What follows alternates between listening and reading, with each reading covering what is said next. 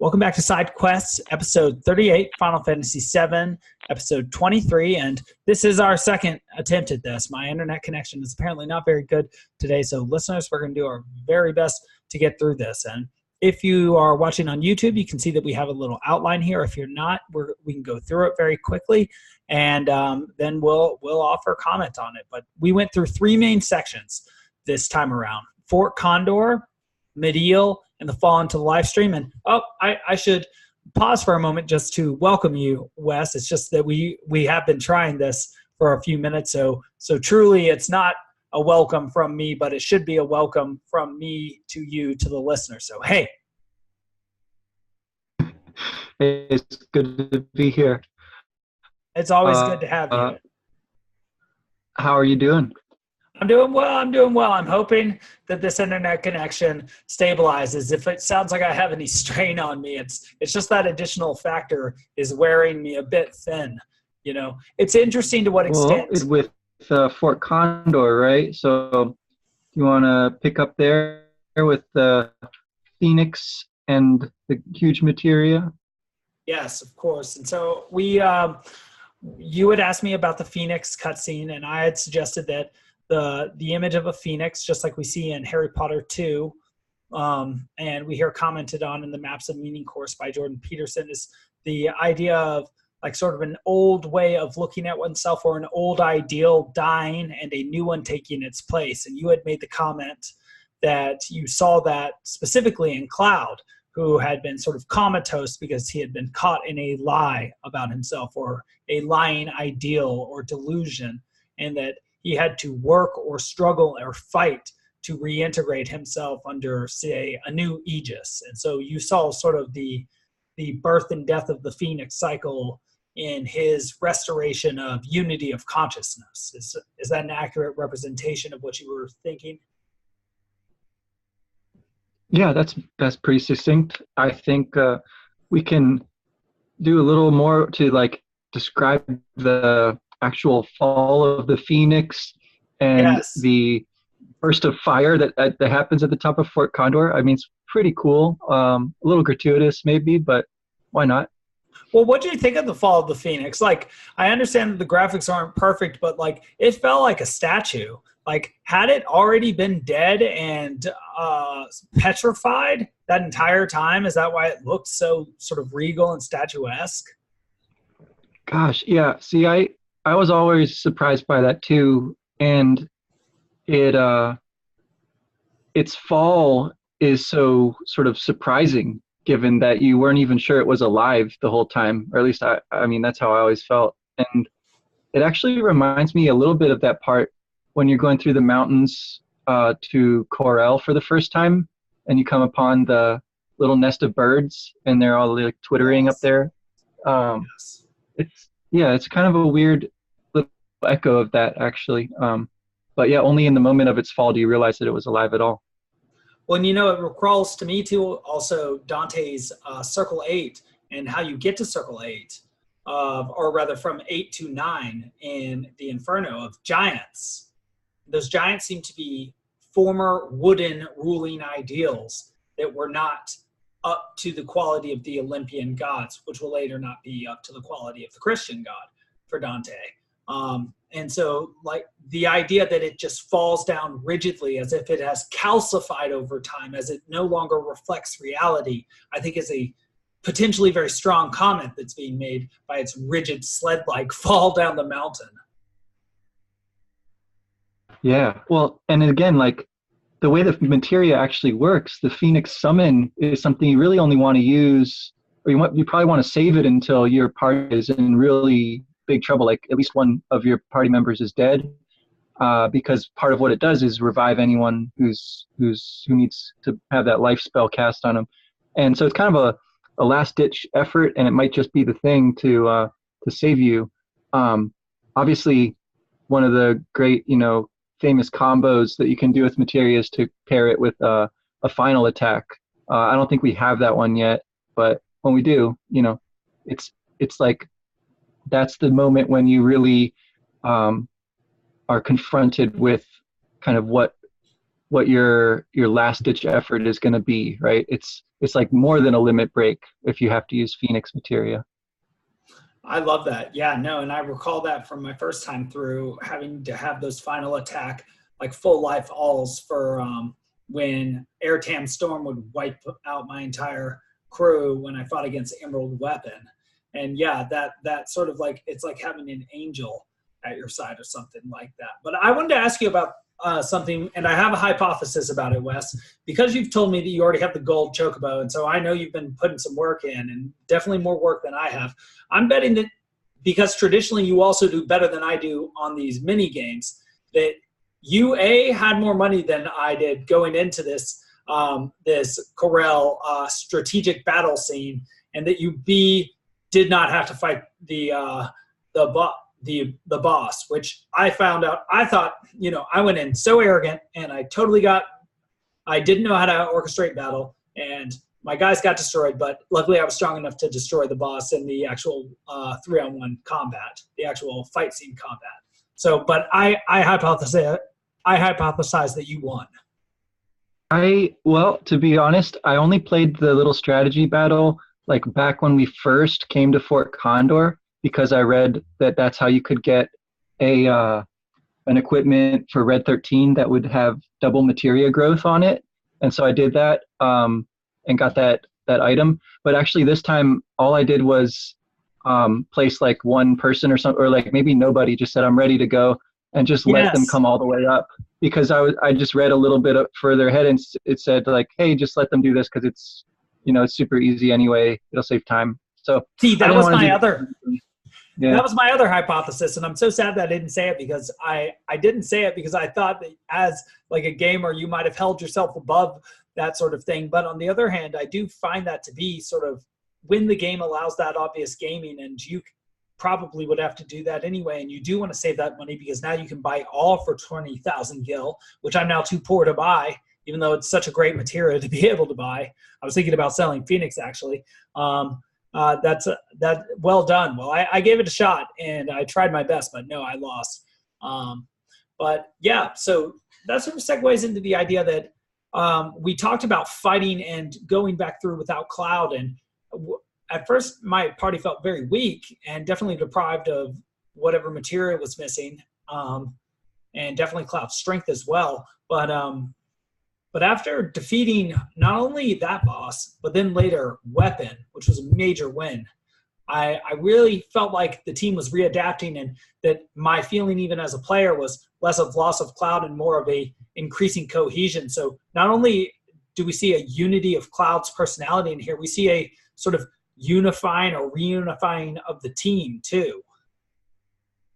Exactly. Yeah. The way that it sort of forces you to fight ultimate weapon, I think is how it's called. Anyway, Weapon, we'll just call it Weapon, without Cloud is really interesting, given that, ultimately that's how you get his final weapon. And so he has some kind of connection with that beast, like it's a kind of alter ego version of him. And it's the first time that you are actually face to face, standing toe to toe with these legendary weapons. And as scary as it is at first, it's not that insurmountable. And it actually runs away, and you sort of are victorious. But then, of course, Lifestream bubbles up and bursts through the ground, so that's all bets are off. And I thought Sid showed real leadership there, not only in his spunk and pugnacity or pugnaciousness when he yelled, "You coward, you're running away," and then showed his ability to inspire too, with Barrett saying, if I could have just had another hit on him, I would have taken him out. Like, the team is looking strong and they're feeling strong. And then Sid says, we got to go. And Barrett's like, what about the other two? And he says, you don't have time to think about anybody but yourself. Let's go. And I thought that was just great. If Tifa and Cloud are going to save themselves, they have to save themselves. And that is what they end up having to do in the live stream, which I thought was an excellent lesson, besides many of the other lessons that we learned down there in this weird substance that apparently makes you face your past unless you're Tifa. You have to do it yourself. You have to put in work yourself. Yeah, I think that there's a kind of echo there of Sid's um, assistant Shira back in Rocket Town, right? Like he canceled the mission because he knew that she was in danger. In this case, he saves, the rest of the party, but knows that it's too late to go back for Cloud and Tifa. I don't know whether this is going too far, but it seems like one way to read this is that the live stream is actually like intentionally trying to drag those two into it, to give them something that they need to, reconnect and put back together before they can do the rest of the quest. So I don't know how far to go with that, but I agree, Sid. Probably reliving a little bit of that experience, but does seem to make the right decision, the right call here.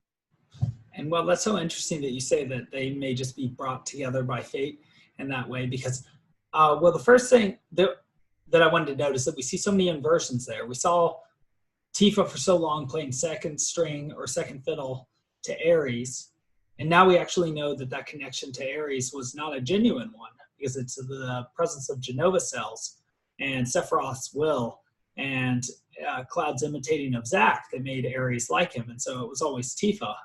And even though Tifa seemed so second string, and I would have even been disappointed to get her, though I think maybe interested to get her for the Golden Saucer scene, it turns out that she actually was the girl who Cloud wanted to catch the eye of, but he was too sort of weak. And when her mother died, which he remembered as one of his most vivid memories, she went on this foolish quest up Mount Nibelheim, which she later, 5 years later, would have, 5 years ago, she would later lead him back across, or so he thought.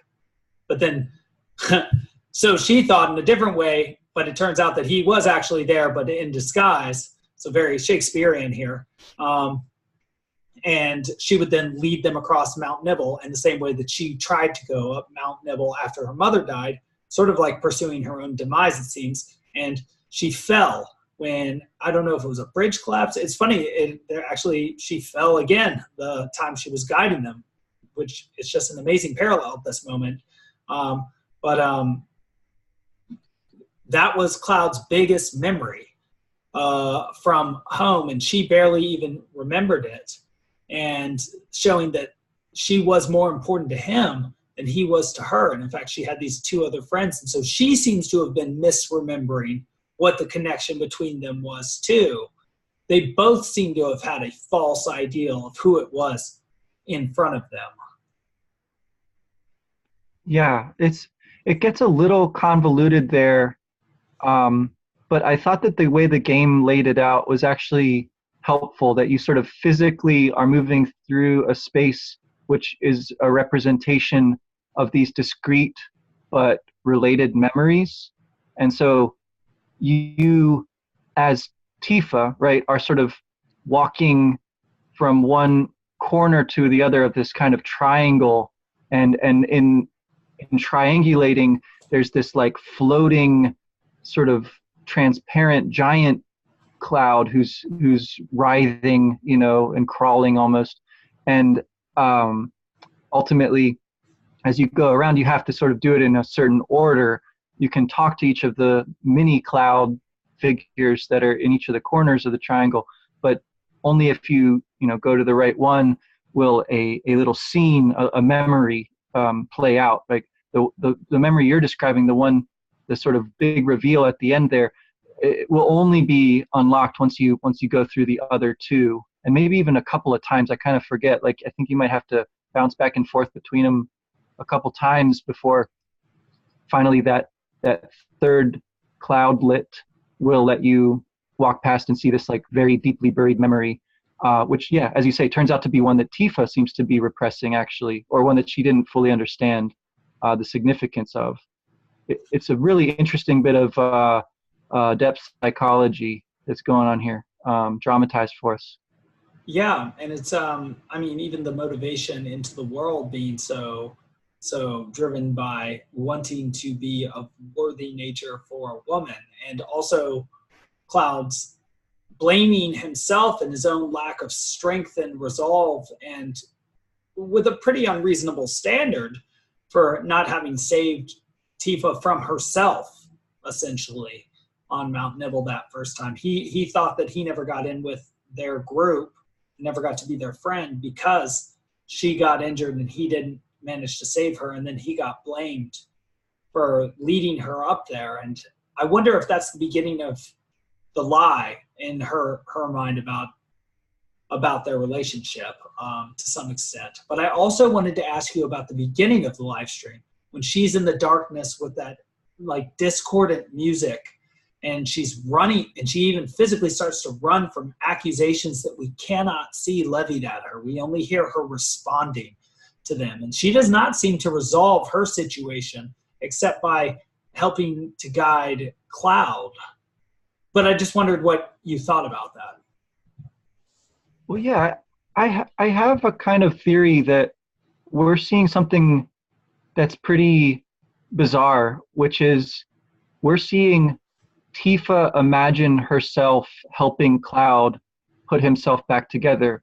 But actually, you know, as Cloud is being put back together, Tifa is being put back together too. You know, wow, like very strong. that ultimate, you know, that ultimate memory is hers, and it's the perspective of Cloud through which she's able to finally actually see it.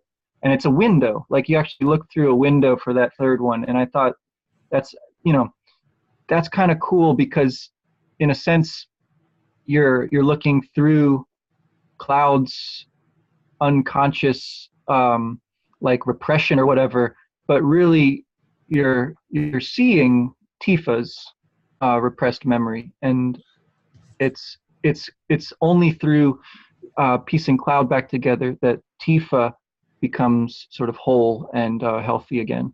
That's excellent. And just to get Freudian and I would say Petersonian on this, it is precisely Tifa stopping lying to Cloud, not sparing him, but also giving him time to put things back together, which helps not only for him to reintegrate, but her to reintegrate, because he carries parts of her past that she needs to integrate into herself too, that she's been chasing a will-o'-the-wisp. Whereas this guy in front of her is actually different from what both of them expected.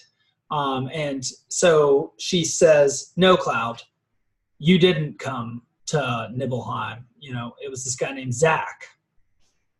And I didn't see you. And he's like, well, I was actually here. I just didn't show myself to you. I was one of the paratroopers. And even though I never made it to soldier, well, when Sephiroth burned down my town, apparently I had so much and messed you up, cut you down. Well, that's the thing that brings the best out of me.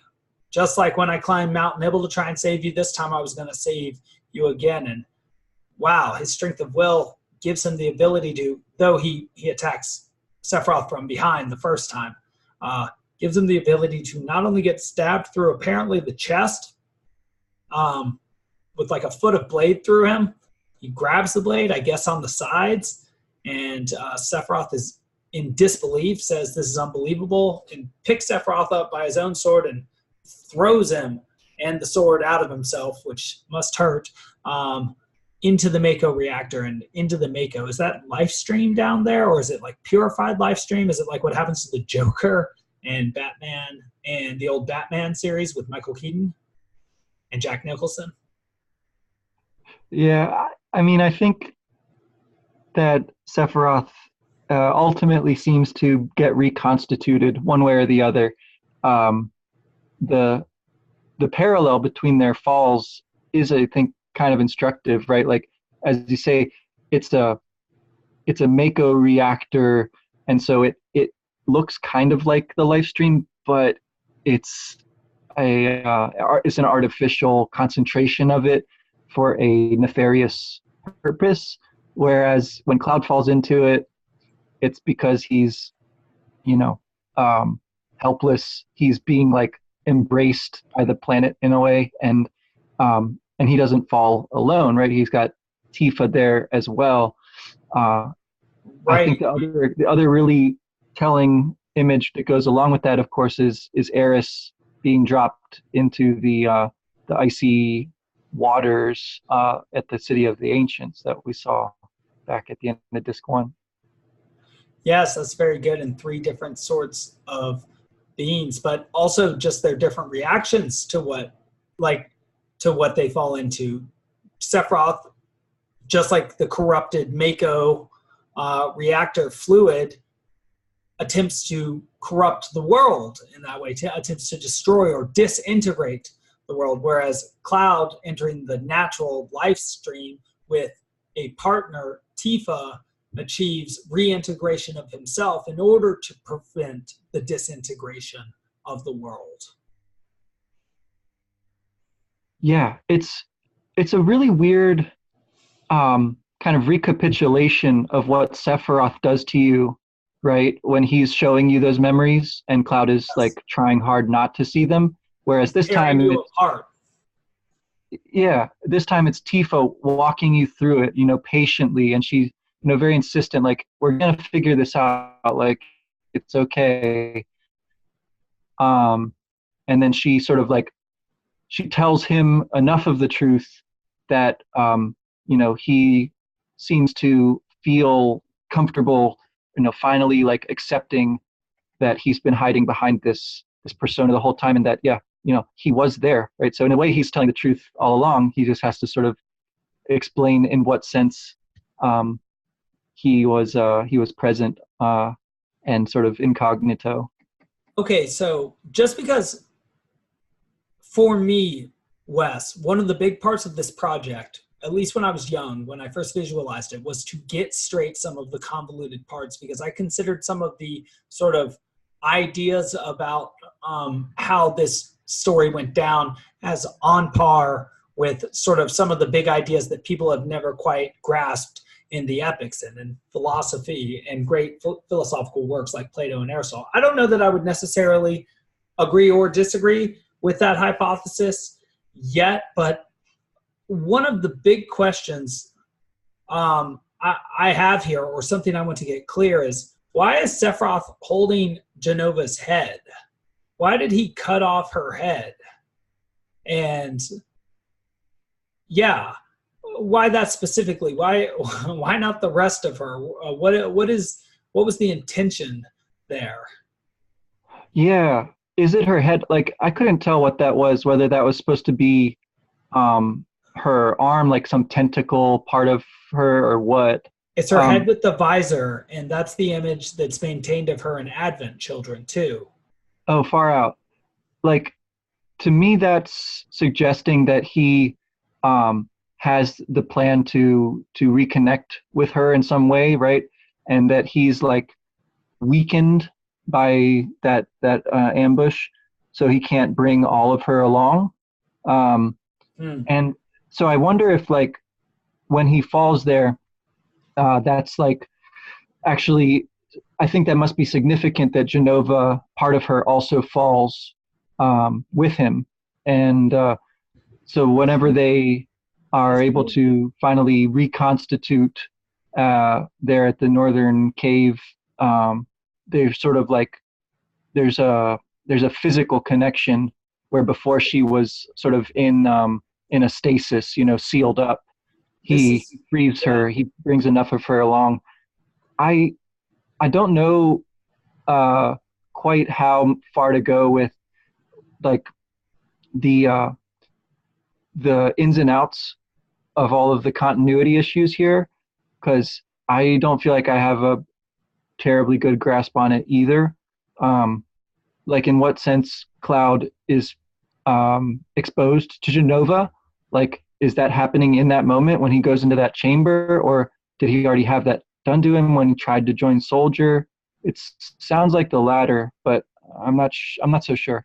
I think it might happen when he's beneath the mansion, and then Hojo is running experiments on him and Zack, which we'll see later. But I want to comment on Jenova and Sephiroth. It seems as if what Jenova might be is sort of like what the Shinra's idea of the promised land is a false Edenic ideal in the past, a fantasy where, and this is Freudian and Jungian, Freudian in that it is an attempt for a man, a hero, to return to a fantastic past in which he is still a child with his mother. And that's the Freudian aspect. It is infantilizing.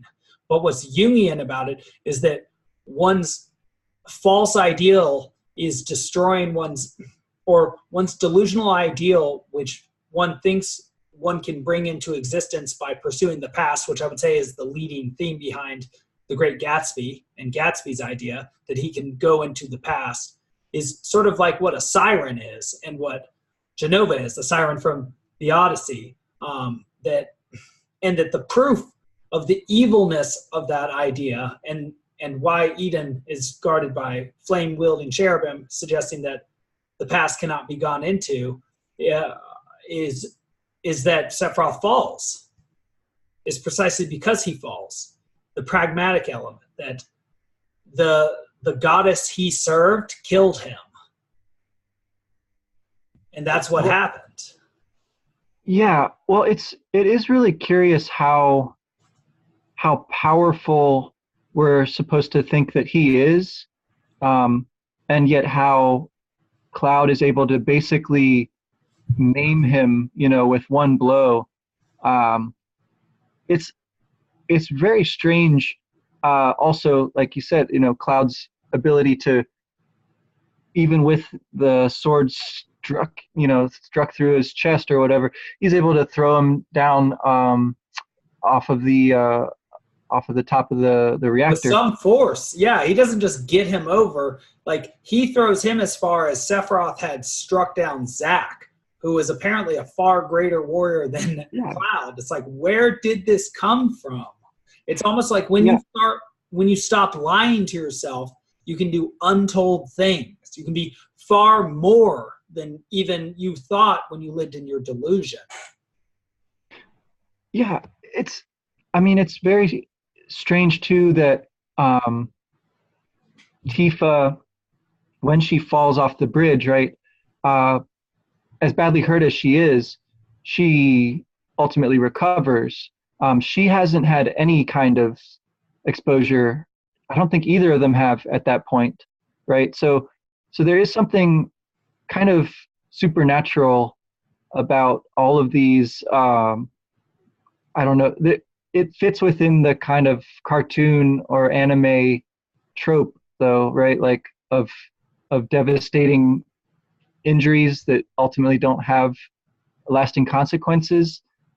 I'm curious whether there's sort of like scars that remain from these things, like physical scars, and if they are, like, why we never hear about them. I guess like that seems like a question that would naturally be raised. Like, how did I get this huge scar? That's amazing, and I don't know. That's sort of touched on here, at least metaphorically, in that they share these memories, and they share their sort of mental scars, and they share even the genesis of where those physical scars would have come from, those memories as well.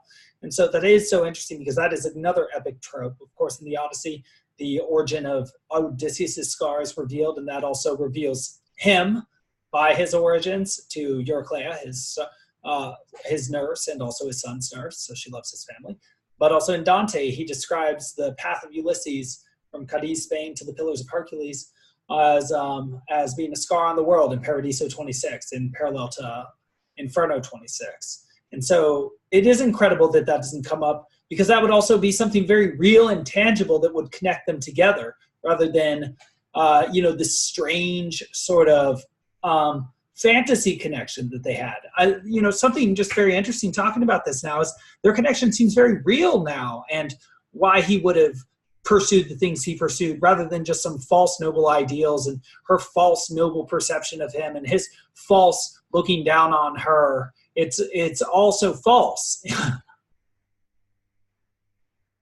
Well, yeah, and his whole problem with telling the truth has sort of driven a lot of the plot so far. I wonder sort of what kind of personality we're left with after all of this. It seems like he's basically a very earnest and, vulnerable kind of person who probably doesn't really understand himself very well at all. It's almost like he is kind of being reborn here and needs to sort of start fresh. It's yeah. Well, it's kind of like what the story is doing at this point too, right? We've sort of reset after one sort of quest, and now we're on a sort of different one, getting all this huge materia together. As you say, like just leveling up and maxing out the party that you want to use for the rest of the game, basically. So it's a different kind of beginning to the story here. Yeah, and it's so interesting. Instead of you being like this angel who's fighting the ultimate devil and being on equal ground, it's like actually you're this far weaker individual who was never even close to being on equal ground with him. But on the other hand, too, it's almost like you're just going to finish the job you started with this guy. And it's like, you beat him once, as strong as he was, and now you've faced yourself.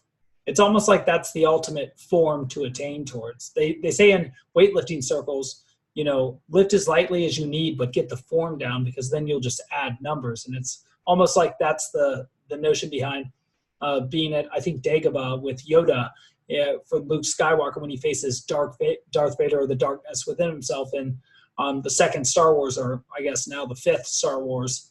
That once Cloud's faced his ultimate fear, which is revealing to Tifa his utter weakness and failure to attain the glorious ideal that he thought would draw her to him, and she's been drawn to him all the same. It's like, well, Sephiroth's not so big a deal. The world ending is not so big a deal. It's like the ultimate humiliation has been spared to him. The ultimate grace has been given to him, and he's faced it. And it's almost like that would give one the strength of character necessary to face anything.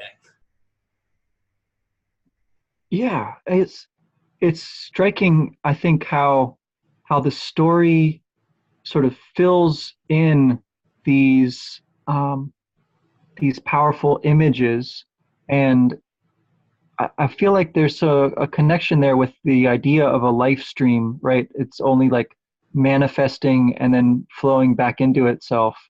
To me, that's sort of what the story is doing here. It's like we have these iconic images of fighting Sephiroth there in the reactor. Like, we don't really understand how they fit together.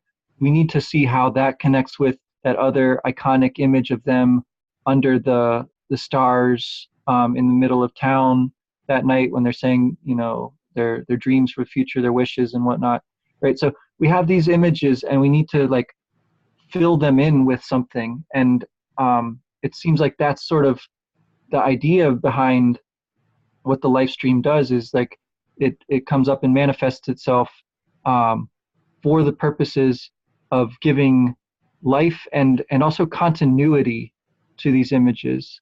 And I think that's sort of the way that Mikhail was talking about anime as well. Like, to an extent, the story is a secondary consideration next to the style and these events that you want to portray and the kind of feeling that they evoke, which is practically numinous, but also maybe just sort of satisfying and like comfortable.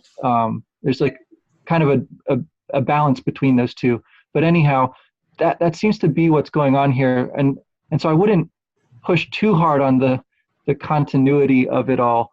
But yeah, that on the other hand, we do need to sort of fill out this person Cloud and have some kind of foundation for him. And it seems like he's finally got a good one. Well, and it seems like just to sort of piggyback on that point, but also find a third way, is that it seems like the very beginning of the story, the first disc, was about indulging in fantasy and learning the mechanics of the fantasy and learning about this Ares creature who's this different creature from a human and how they are different, these ancients, these Cetera from humans. And then also there's this Jenova, this calamity from the skies, and what is Sephiroth, and there are these people with mako eyes, and it's all very strange. But with the death of Ares and the death of potentially, that fantasy or delusion, what we're now getting into are the human elements of our character. What makes them human? That which is the real take-home message. Is as if the game now putting a clock on itself, like Majora's Mask, like you said, with the comet in the sky, the meteor, and us about to face having to end the game by beating it. It's as if it is getting to its ultimate lesson. Just as we fight ultimate weapon, its ultimate human lesson about facing one's own failures in order to see oneself correctly, to know who one really is. Yeah, and I think at this point in the game, there's a kind of reflection of that in your ability to basically like go anywhere, right? Like maybe you don't notice it first, but your vehicles actually are gone. The ones that you used to have, the tiny Bronco and the little sand buggy, are both just with no explanation. They're just not there anymore. But on the other hand, you've got the airship, and pretty soon you're going to have the submarine too. So you can go not only anywhere like through the sky, all that good stuff. You also like literally can descend to the depths safely, and well, more or less. You have to avoid emerald weapon, like you mentioned. Right. And then you have your terrestrial chocobo, like what you just got there. And so yeah. I wanted to congratulate you on that and say, do you already have Knights of the Round? I suppose it would only take you about 10 seconds after getting that golden chocobo to do that. But how long did it take you to do the chocobo, to get to the golden chocobo this time around? I did that this morning. It probably took a couple hours. Not bad. With the guide that we've been using on Jagged or however you pronounce, like it really breaks it down pretty straightforwardly for you. The process of doing it is, you fly between Gold Saucer and the Chocobo farm basically once you go around catching a few chocobos down in Mideel. So, there's some traveling involved. You have to sort of make time pass within the game by fighting some random battles here and there. But really, and you get to do chocobo racing. That's pretty fun. You have a chance of getting some pretty good items there. I didn't get any particularly good materia through that yet, but I'm still hopeful that at some point maybe I will. But I mean, yeah, you don't really need it either. It's just sort of like how far do you want to go with that, right? Like honestly, Knights of the Round you don't really need either, because at this point your characters are ridiculously strong, but I think it's something that is symbolically really interesting to think about. Like you're brought back to the initial continent where you started, right? The Chocobo Farm is one of the first places that you actually get to outside of Midgar, and lo and behold, it has the key to getting like the most powerful materia, not the huge materia, but this kind of other version of that, a natural version of it. It's a legendary materia too, Knights of the Round. It tells a story of Arthur and the Round Table, and it's of almost infinite power. I think it hits 17 times for several thousand hit points each. It's absurdly overpowered. I think you can beat Sephiroth with one cast of that, whereas an emerald weapon takes like 10 that you need to W cast or double cast on that. I've never fought the weapons Ruby and Emerald. Like I've never been brave enough or foolhardy enough to try to do that. So I'll see if I do this time around, for the purposes of completionism or whatever. But it is like so long in casting. I haven't actually used it yet, but I just remember. And so if you're going to W summon, it takes so long to get W summon first thing, right? If going through the battle arena thing. And then like the actual animation takes so long to play that I'd much rather just have like a really strong physical attack and have, high stats and high speed, have haste or whatever, and just like wail on enemies with that, or with I don't know, like Comet or Ultima Materia, because it's just so much faster. Yeah, I think that's ultimately very intelligent that weapons can sort of be sort of an MMORPG sort of major fight against a dragon from back in the EverQuest days, where it's just several hours of repeatedly doing essentially the same thing with minor divergences when things change. It's like, but yeah, you basically cast W summon Knights of the Round 10 times and make sure that you have final attack, full heal, or full life rather, for everybody for when you all die. And that's kind of the equation right there.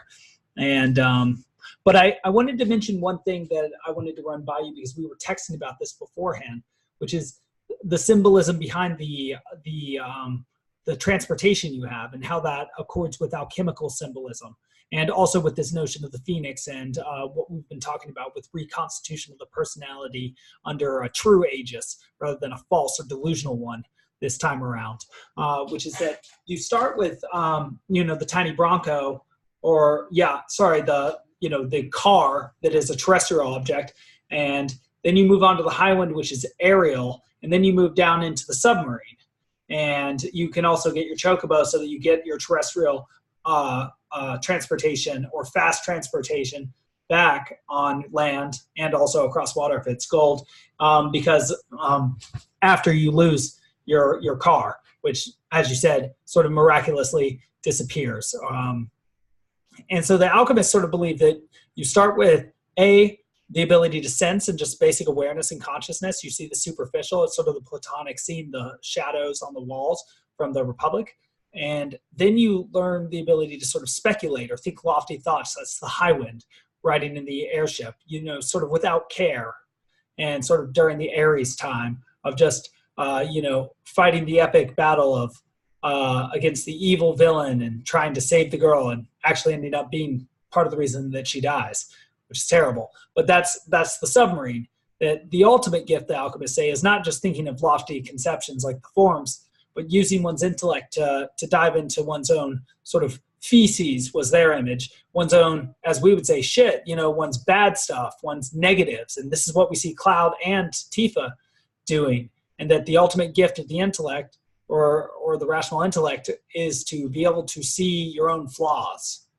And that once Cloud has done this, we also get the ability to do this ourselves, and we get our submarine. Yeah, the submarine, again, is super scary at first because you can't see very far, and the Emerald is down there somewhere.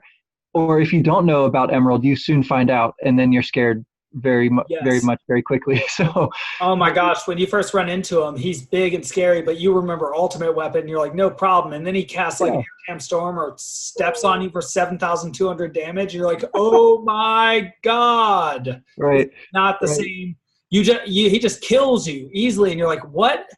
That was so unfair and terrible. And that is the underworld. Those are the depths. He's Poseidon or Hades, and he's a god down there, and you better watch out. Right. Well, the other thing that's down there is the way to a few really good side quests, really worth doing.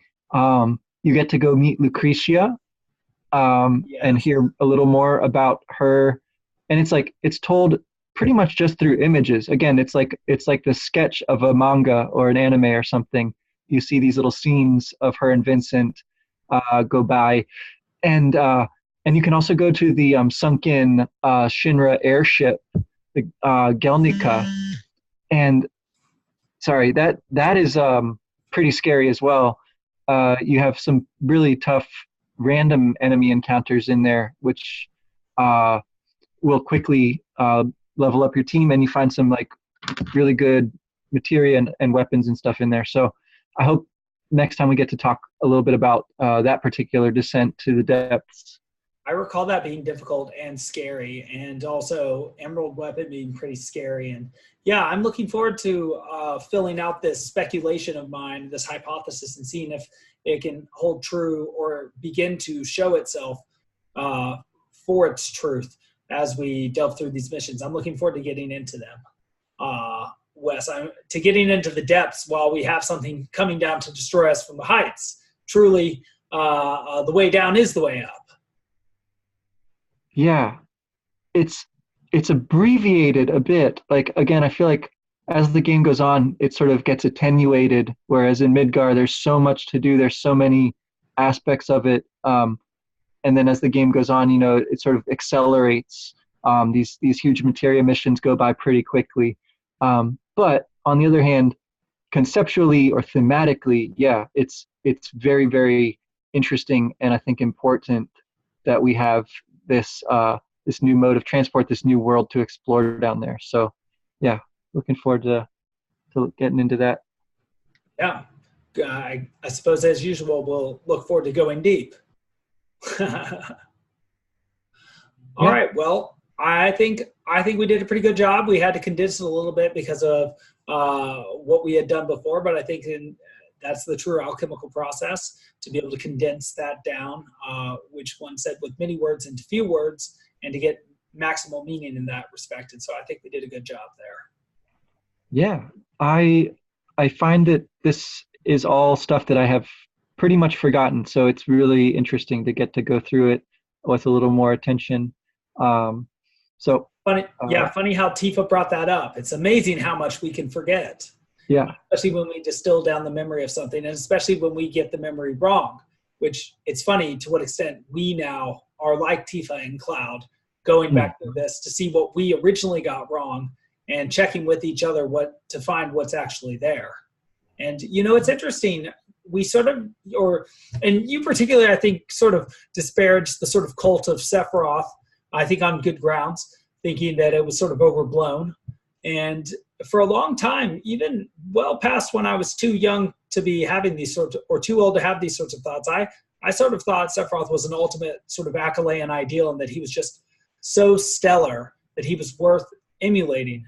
But I didn't know my Iliad well enough at that time to know that Achilles is not somebody that you strive towards. It's Odysseus, that it's more like the Batman, not the Superman. Of course, the natural Superman is a figure of the god that you'll never be. And so to try and be like him is to pursue a false ideal in the same way that he does through Jenova. The true ideal is to be like Cloud and to recognize one's own weakness and to, try and overcome that to whatever extent one can and make something good in the world. And I think going back through this has been very useful for me for cleaning up my own ideologies or my own ideals, my own perceptions of self based on narratives from the past and what it is they could teach me and how they motivated me moving forward. Totally. Yeah. No, I think the more people that we can talk to who are familiar with this game and maybe kind of delve into its lore over a long period of time, I think it'll be interesting to see how that experience of yours, of ours, maps onto other people who played it when they were younger and then kept playing it or have gone back to it since and looked at it more carefully. Yeah, I can't wait. Well, another good start to the week because it's Sunday. Yeah, and back to Harry Potter tomorrow, and maybe find some time for some recurrent events and good stuff like that. Yes, that, and definitely some night school. We were hitting the night school bottle very hard lately, or we were hitting the bottle very hard, the night school bottle, but we haven't been lately. So hopefully some time for some frost. All right. Sounds good. Till then. See ya.